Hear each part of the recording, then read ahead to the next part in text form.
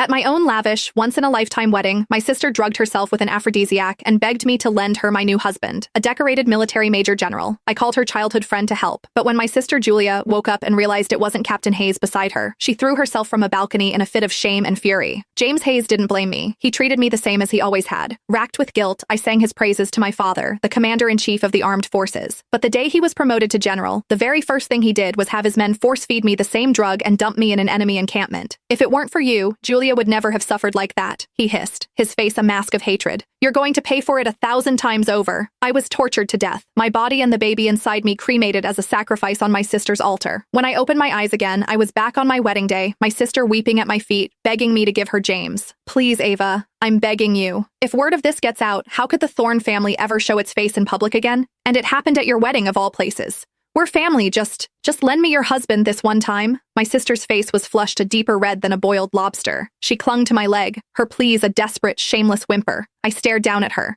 my disgust a cold, hard knot in my stomach as I wrenched my leg free. In my last life, her tears had thrown me into a panic. I'd been desperate to protect her reputation, to spare her the embarrassment of facing James again. So I had called her childhood friend, the man she'd secretly loved for years, to help. But when Julia woke up the next morning, she flew into a rage, blaming me for everything before making a grand public spectacle of leaping from a balcony. James had said nothing. I thought he was unaffected. But on the day of his promotion to general, a promotion I had helped him secure, he gave the order. His men forced an aphrodisiac down my throat and threw me to our enemies. As I was defiled, my flesh carved from my bones, I saw him watching, his face twisted with a sick, triumphant hatred. After what you did to Julia, he spat. No amount of suffering is enough for you. The sound of hurried footsteps pulled me back to the present. James, still in his groom's tuxedo, appeared in the doorway. His eyes, when they fell on Julia, were filled with an unmistakable ache. The moment Julia saw him, she scrambled across the floor, sobbing, and clutched his leg. "Help me," she whimpered, her face burning with a mixture of shame and desperate need. A dark blush crept up James's neck. He shot a glance at me, his jaw tight. "Ava and I just finished our wedding ceremony. This isn't right." He said the words, but his tone was a lie. He was practically vibrating with the desire to pounce on her. He tugged at the collar of his uniform as if it were a noose, and the look he gave me was filled with resentment and disgust. A cold, humorless laugh escaped my lips. They were so obvious.